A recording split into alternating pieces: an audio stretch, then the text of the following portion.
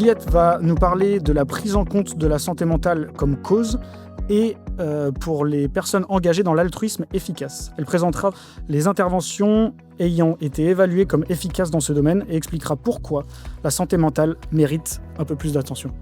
Un peu d'applaudissements pour Juliette, s'il vous plaît. Merci beaucoup. Merci à tous d'être venus. Je vais essayer de vérifier si ça marche bien. Ok. Donc, pour rappel, si vous ne l'avez pas encore, il y a un Slido où vous pouvez écrire vos questions dans la catégorie santé mentale et j'aurai normalement quelques minutes pour y répondre à la fin de la session. Donc, dans l'altruisme efficace, vous en avez sans doute déjà pas mal entendu parler aujourd'hui. On a tout un tas de causes et d'interventions qui sont privilégiées. Par exemple, GiveWell, qui est un organisme qui évalue différentes interventions pour déterminer la pertinence de financer certaines interventions plutôt que d'autres. Et par exemple, les interventions axées sur la santé peuvent être celles de Against Malaria Foundation, qui va essayer d'améliorer la santé des populations dans les pays les plus démunis. Vous avez entendu parler aussi certainement de Peter Singer et de ce qu'il a pu marquer pour la cause animale en termes de prise en considération des animaux non humains qui peuvent souffrir et donc de aussi s'intéresser à eux comme bénéficiaires qui ont besoin qu'on améliore leurs conditions. Et puis, vous avez peut-être aussi entendu parler plus récemment dans le mouvement de la prise en compte de risques qui peuvent se développer avec le développement de l'IA, de risques et de bénéfices. C'est un peu pour ça que ça a été nommé le siècle le plus important, parce qu'il peut y avoir un changement assez massif qui se fait ce siècle-ci et auquel il faut prêter une grande attention. Et donc, par rapport à ces différentes possibilités, ces différentes causes, ces problèmes identifiés, la plupart des personnes qui sont engagées dans le mouvement vont choisir des actions comme s'engager à donner 10% de leur argent pour certaines de ces causes, ou alors s'engager au niveau de leur carrière à essayer de faire bouger les lignes, ou pourquoi pas prendre des engagements aussi personnels comme devenir végétarien ou vegan. Et donc, vous l'avez vu dans cette brève présentation des causes considérées par l'altruisme efficace, pour l'instant, on ne voit pas trop de santé mentale. Donc, c'est pour ça que j'essaye de vous en parler aujourd'hui pour voir un peu quelle place on peut lui donner, quelle considération elle peut avoir parmi tous ces autres problèmes très importants. Donc déjà, la première question qu'il faudrait se poser, c'est est-ce que c'est un problème? Est-ce qu'il faut le prendre en considération? Donc là, ici, vous avez une carte qui représente en 2021 la part de problèmes de santé mentale identifiés dans le monde. Et comme vous pouvez le voir, la majorité de la carte est plutôt orangée, rouge, donc avec entre 10, si je prends vraiment large, entre 10 et 20% de la population qui peut rapporter des problèmes de santé mentale.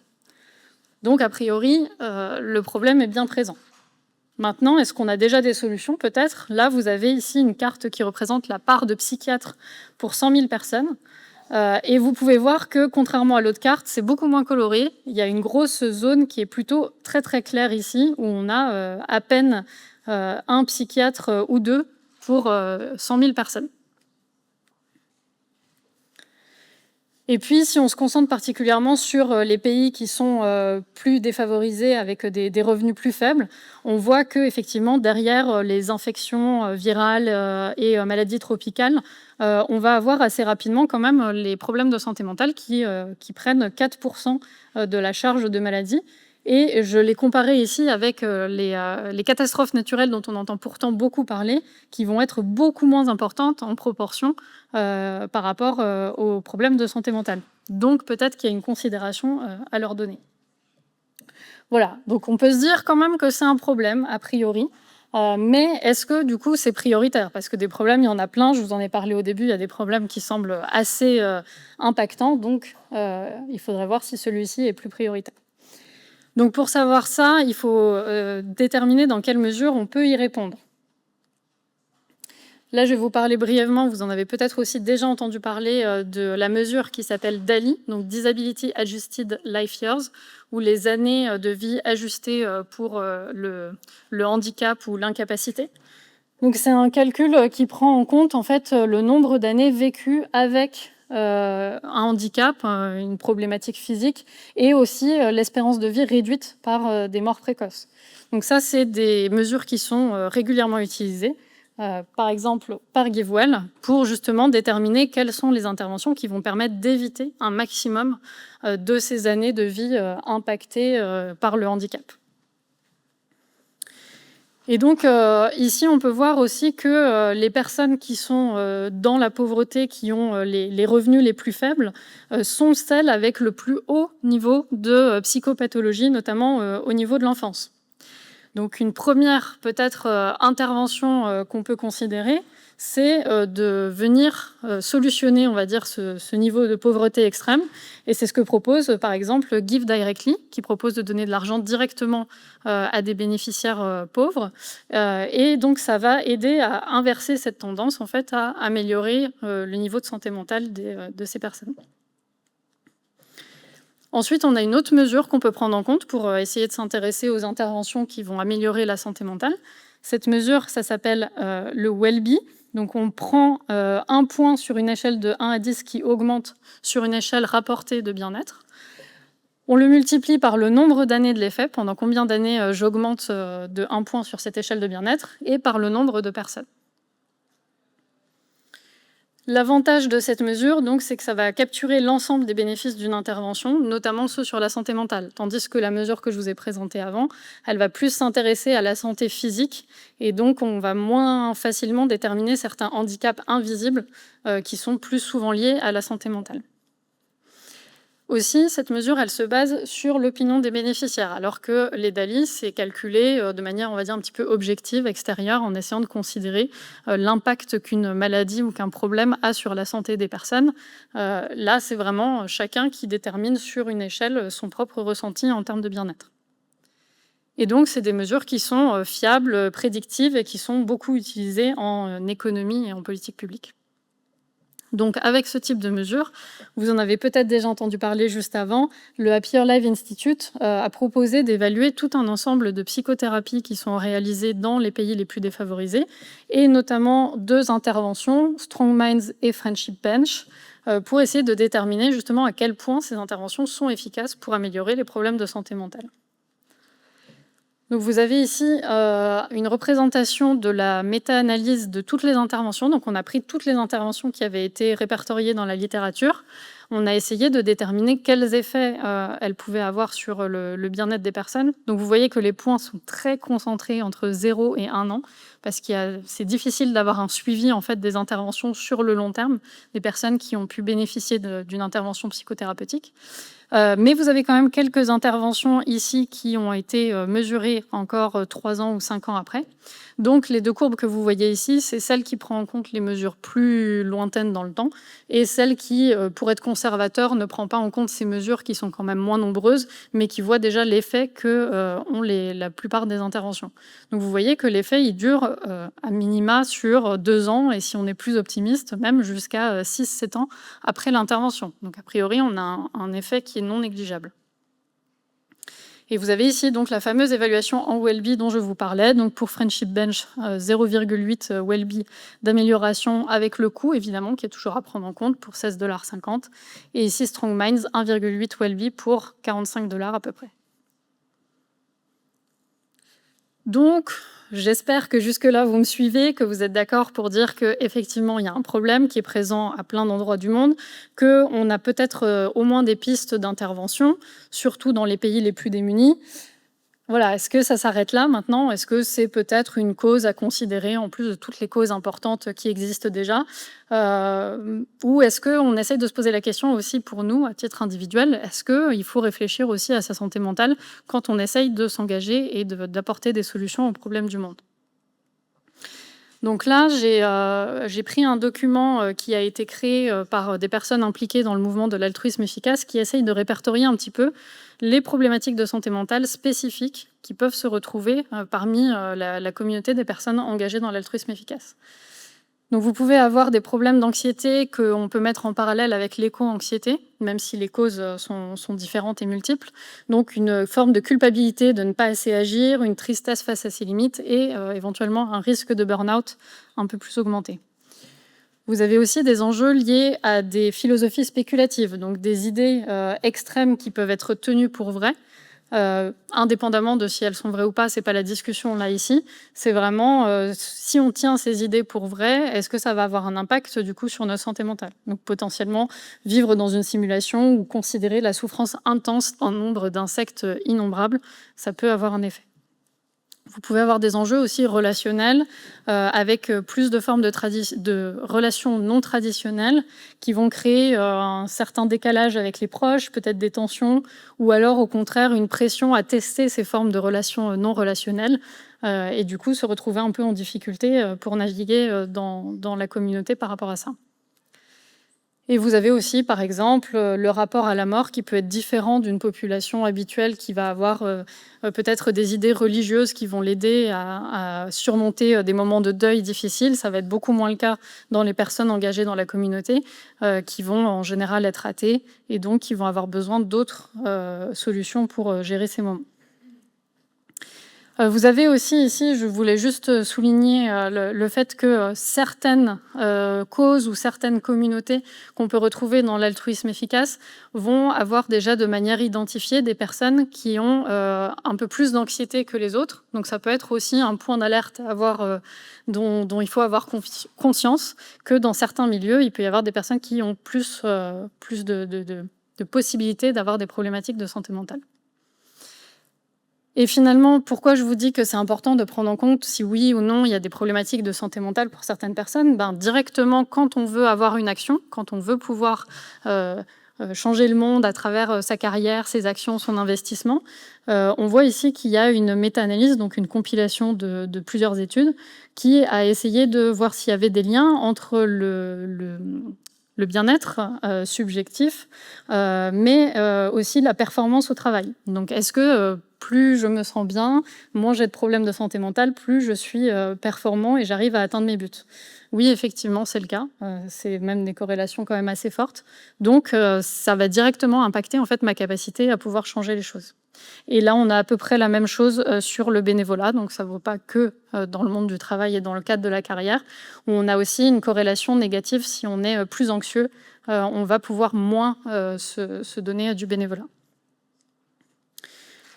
Donc, si on se dit que voilà, il y a peut-être aussi des enjeux à titre individuel de prendre en compte sa santé mentale pour pouvoir réussir ces engagements qu'on a envie de prendre dans un certain nombre de causes. Maintenant, est-ce que il y a des moyens, des manières de le prendre en compte qui sont recommandées?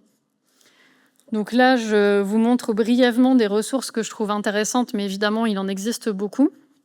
Ça, c'est un site qui s'appelle Psycom, qui répertorie énormément de ressources sur la santé mentale en France, avec notamment des ressources d'autosupport, donc qui peuvent être utilisées à titre individuel, mais surtout plein d'informations sur l'accès aux soins, les différents types de personnes qu'on peut aller chercher pour avoir un accompagnement. Et parfois, je crois, il y a aussi des annuaires directement avec un certain nombre de professionnels qui sont répertoriés. Vous avez aussi peut-être l'idée ou la question de vous dire peut-être que moi, ça ne me concerne pas à titre individuel, mais par contre, je pense à des personnes qui veulent s'engager ou qui s'engagent avec moi et qui, elles, peuvent rencontrer des problèmes. Et je ne sais pas si moi, je peux aussi intervenir ou peut-être essayer de les aider. Ça, c'est un autre site qui s'appelle Premier secours en santé mentale. C'est aussi une formation que peut-être certains d'entre vous connaissent, qui est destinée à l'ensemble de la population, pas du tout aux professionnels, qui se déroule sur 2 jours pour essayer justement d'apprendre un petit peu des techniques pour essayer d'aider une personne qui a des difficultés ou pour laquelle on pense qu'il y a peut-être un sujet.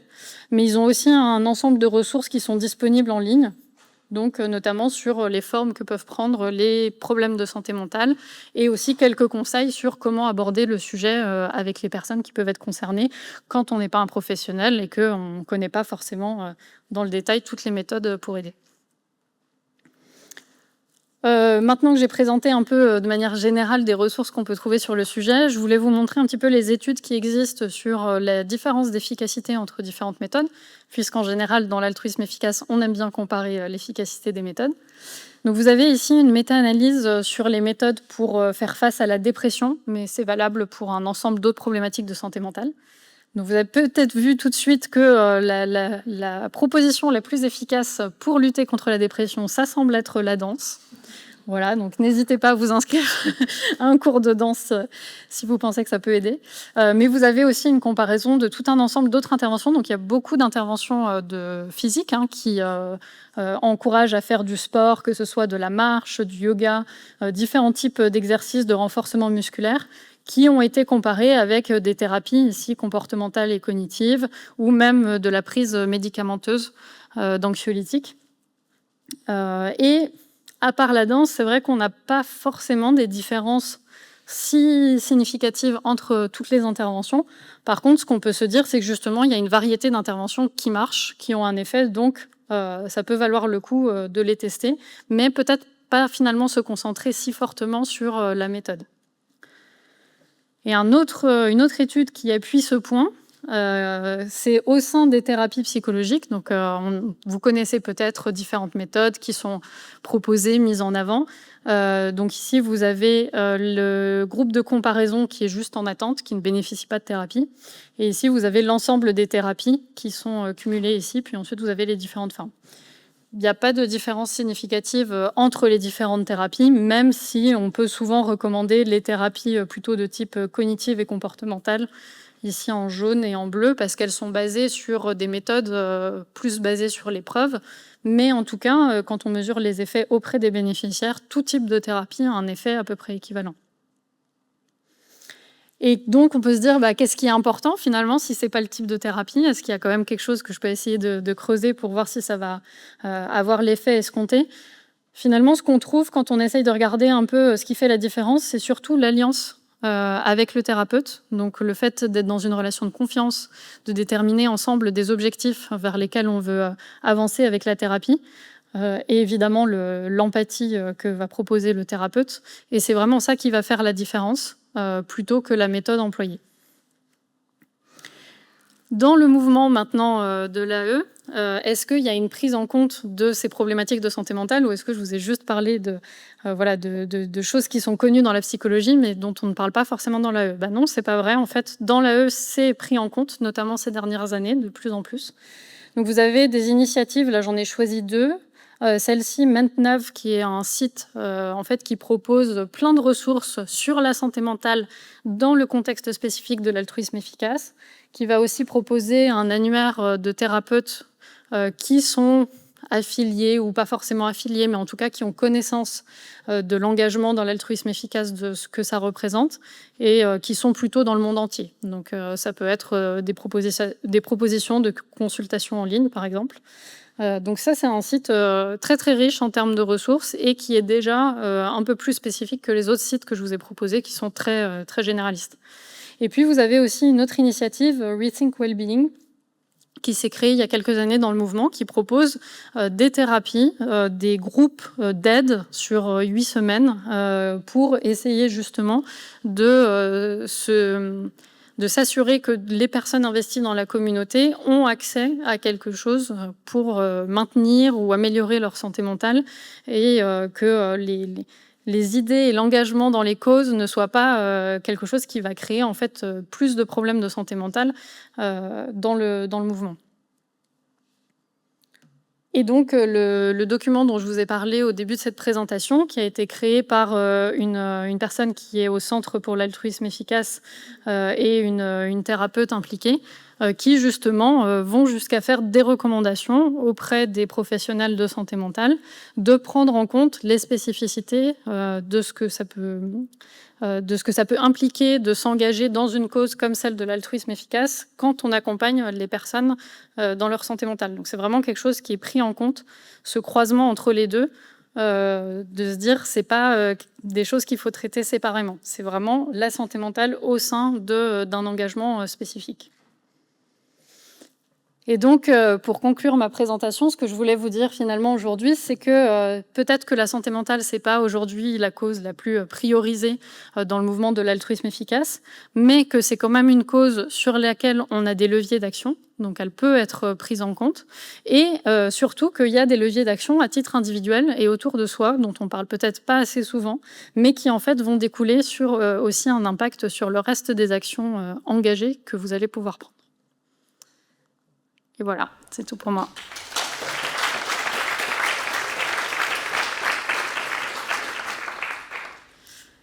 pas si vous avez posé des questions dans le Slido ou s'il y a des questions à main levée, peut-être. Je ne sais pas si on a un micro à passer. Normalement, c'est à travers le Slido, si j'ai accès. Normalement, j'ai accès. Je vous vois pas très bien avec la lumière, mais n'hésitez pas si vous voulez quand même prendre la parole à main levée. Je vois personne pour l'instant. Si? Ok, bah ouais, vas-y. Tu parlais de l'équivalence des résultats entre les différents types de thérapie. Est-ce que c'est uniquement pour le traitement de la dépression ou est-ce que c'est pour les autres troubles et les maladies également? Là, c'était dans le cadre de la dépression, mais c'est des résultats en fait qu'on retrouve sur la plupart des troubles de santé mentale, où on a très peu de différence entre les méthodes et on a plus de différence entre les thérapeutes que entre les méthodes proprement parlées. Donc ça s'applique pas que à la dépression. Oui. Est-ce que tu sais s'il y a des troubles avec une prévalence plus élevée dans la dépression? À ma connaissance, à part ce que j'ai pu mettre en avant comme documents qui ont été créés par le CIA pour proposer des points d'attention, il n'y a pas eu une mesure évaluative de certains troubles qui seraient plus représentés que dans le reste de la population. Est-ce que tu as constaté dans tes recherches un effet multivariable un peu protecteur de l'engagement sur la santé mentale? Alors non, j'ai pas en tête quelque chose autour de ça. Par contre, il y a eu une présentation ce matin sur les traits de personnalité et l'engagement. Et il y a certains traits de personnalité, par exemple, qui vont être protecteurs pour une meilleure santé mentale. Donc il peut y avoir un croisement entre les traits de personnalité qui mènent à s'engager et qui peuvent être aussi protecteurs. Mais en tout cas, j'ai pas connaissance de ce lien direct entre le fait d'être engagé et d'un effet protecteur, si c'est ça que tu voulais dire. C'est une question un peu de néophyte, mais je crois savoir qu'il y a un mouvement général dans le monde de la psychologie aujourd'hui, surtout quand elle est science-based, qui s'oppose un peu à certains mouvements traditionnels, comme la psychanalyse par exemple, au motif que justement elle n'est pas basée sur des preuves, elle n'a pas une méthode scientifique. Et au regard de ce que tu viens de dire sur le fait que toutes thérapies sont efficaces, en fait, un peu quelle que soit leur méthode, qu'est-ce que tu penses de ça? Est-ce que ce mouvement il n'est pas un peu contre-productif parfois? Est-ce que certains patients sont pas un peu perdus? Et est-ce qu'il y a vraiment un gain à se lancer la mer? Ouais, c'est une très bonne question. Merci. C'est effectivement, c'est quelque chose, je pense, qui peut être débattu. Je peux partager mon avis, mais ce sera pas une opinion générale. Je pense que la démarche basée sur l'épreuve a, de manière générale, toujours un intérêt parce qu'on sait pourquoi on l'a fait. Donc ça, c'est quand même quelque chose d'important quand on veut essayer de mesurer des résultats. On sait pourquoi on a proposé cette méthode plutôt qu'une autre, quelle était l'hypothèse derrière qui nous faisait penser que ça allait être efficace. Ce que j'ai dit là, c'est plutôt quelque chose d'observationnel sur le fait qu'aujourd'hui, avec la diversité des praticiens qui existent, où c'est compliqué de démêler ce que fait chaque praticien. Est-ce qu'un praticien qui n'adhère pas à ces méthodes basées sur l'épreuve, il s'en sert pas du tout? J'en suis pas sûre. Peut-être qu'en fait, il s'en sert, mais qu'il va pas le dire, il va pas se revendiquer de cette approche, mais que finalement, il va utiliser un déroulé à peu près similaire. Donc ça, déjà, il y a cette grande variabilité entre les thérapeutes qui rend compliqué l'évaluation de vraiment est-ce que cette démarche, elle va être plus efficace qu'une autre. Et par contre, je suis complètement d'accord sur le fait que pour les personnes qui essayent de rechercher une solution, ça peut rendre les choses un peu compliquées, un peu floues.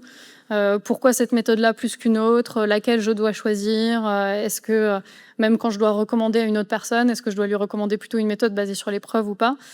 J'ai envie de dire, on en revient un petit peu aux motivations, à la personnalité de la personne. En fait, si elle est très, très résistante aux approches basées sur l'épreuve, que ça lui hérisse le poil et qu'elle se dit, moi, vraiment, tout ce qui est scientifique, rigoureux, ça me plaît pas, etc., mais qu'elle a quand même besoin d'un accompagnement, je pense que c'est mieux qu'elle aille vers un thérapeute avec qui elle va bien s'entendre et qui va lui proposer une approche qui lui convient, plutôt que pas du tout.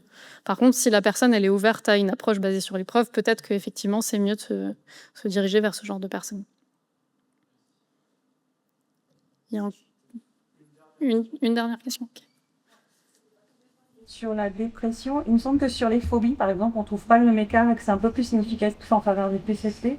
Et c'était pour rejoindre la remarque de tout à l'heure. Je pense aussi que par rapport à cette évaluation, ce qui est mis sous terme de psychodynamique, rejoint parfois beaucoup les TCC et c'est pas tout à fait la même dynamique, pardon, que ce qui est proposé en psychanalyse, parfois sans vraiment d'objectif. Enfin, donc l'alliance est hyper importante, mais je pense quand même que l'evidence-based peut être plus importante à orienter. Enfin, je pense que c'est quand même quelque chose à promouvoir notamment.